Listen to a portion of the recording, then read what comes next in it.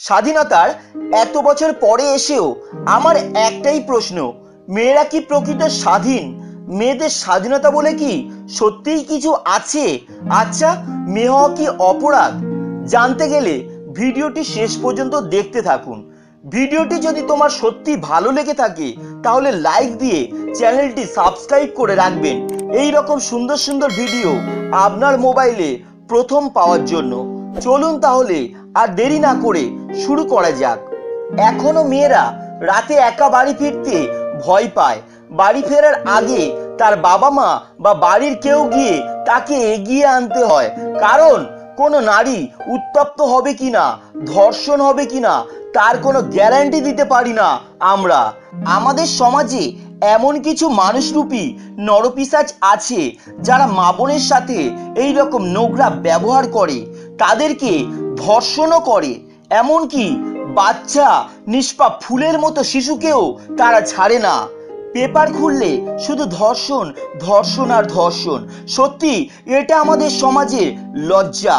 তাই এসব ভণ্ড লোকেদের এমন শাস্তি দেওয়া উচিত যাতে কেউ কোনোদিন মেয়েদের সাথে এই রকম জঘন্য ব্যবহার করতে না পারে। এখনো বিশেষ করে গ্রাম্য এলাকার মেয়েদের প্রাপ্তবয়স্ক না হওয়ার আগে তাদেরকে বিবাহ দেওয়া হচ্ছে, এমনকি বিয়ের জন্য সেই মেয়েটির কোনো মতামত নেওয়া হচ্ছে না।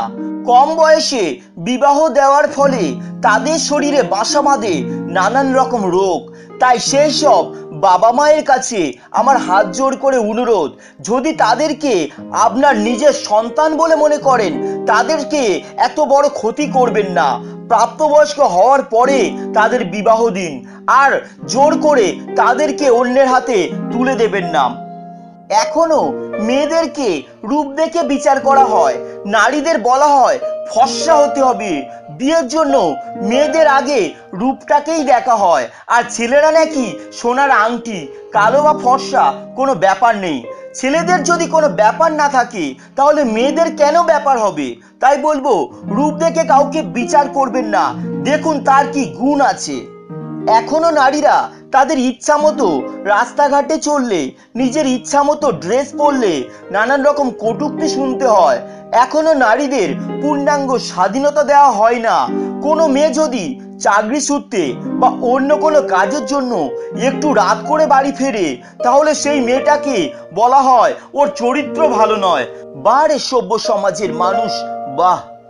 একটা ছেলে যেমন সারাদিন অফিস সামলায়, ঠিক তেমনি একটা মেয়েকে সারাদিন বাড়ির সংসারের যাবতীয় কাজ করতে হয়, সন্তানকে সামলাতে হয়। তারপরেও আমরা অনেকে বলে থাকি মেয়েরা তো কিছুই করে না, বাড়িতে থাকে। সারাদিন বাড়ির কাজটাকে কাজ বলে ধরা হয় না। এই ভিডিওটির মাধ্যমে আমার একমাত্র চাওয়া, নারীদের পরিপূর্ণ স্বাধীনতা দেয়া হোক। নারীরা মায়ের জাত, তাদের অবহেলা না করে সম্মান করতে শিখুন। আমরা যতদিন না তাদের সম্মান করতে পারবো, আমরা জাতি হিসাবে একটুও এগিয়ে যেতে পারবো না। এটাই ছিল আজকের ভিডিও। আমার ভিডিওটা যদি তোমাদের একটুও ভালো লেগে থাকে ভিডিওটা একটা লাইক করো ও আমার ভিডিওটাকে প্রচুর প্রচুর শেয়ার করো, আর ভালো লাগলে আমার চ্যানেলটি সাবস্ক্রাইব করে আমার পাশে থেকো। দেখা হচ্ছে পরবর্তী ভিডিওতে। ততক্ষণ আপনারা সুস্থ থাকুন, সতর্ক থাকুন।